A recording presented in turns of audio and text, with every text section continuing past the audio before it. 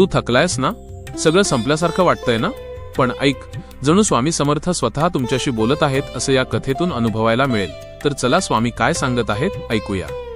आज मी तुझ्याशी बोलतोय कारण मला माहिती आहे तू थकलायस, मनाने, शरीराने आणि आयुष्याच्या ओझ्याने. तू कित्येक वेळा प्रयत्न केलेस, पण प्रत्येक वेळी परिस्थितीने तुला थांबवलं, लोकांनी तुला कमी लेखलं आणि कधी कधी तुझ्याच मनाने तुला हरवलं.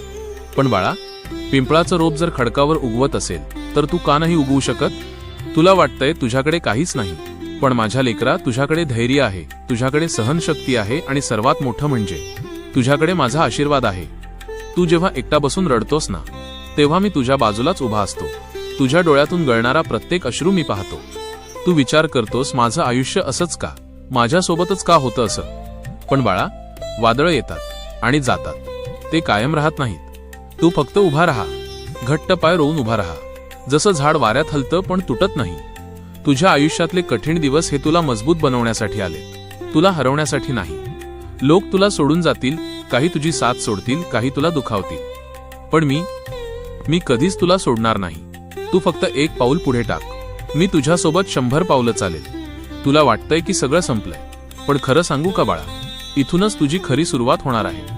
तुझं नशीब बदलणार आहे, तुझ्या आयुष्यात प्रकाश येणार आहे. फक्त थोडा वेळ, थोडा धीर. तू जिथे हार मानतोस ना, तिथेच मी तुला उचलतो. तू जेव्हा म्हणतोस मला नाही जमत, तेव्हा मी म्हणतो तुला नक्की जमेल. तू जेव्हा अंधारात हरवतोस, तेव्हा मी तुझ्यासाठी दिवा बनतो. तुझं मन शांत ठेव, नकारात्मक विचारांना दूर ठेव, स्वतःवर विश्वास ठेव, कारण तू एकटाच नाहीस. मी आहे तुझ्यासोबत. तुझ्या प्रत्येक प्रयत्नामध्ये मी आहे, तुझ्या प्रत्येक श्वासामध्ये मी आहे. तू फक्त चालत राहा, न थांबता, न घाबरता.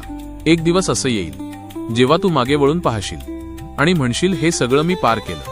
आणि त्या दिवशी तुझ्या डोळ्यात आनंदाचे अश्रू असतील आणि माझं नाव तुझ्या ओठांवर असेल. स्वामींचे महत्वाचे वाक्य, बाळा, भिवू नकोस, मी तुझ्या पाठीशी आहे.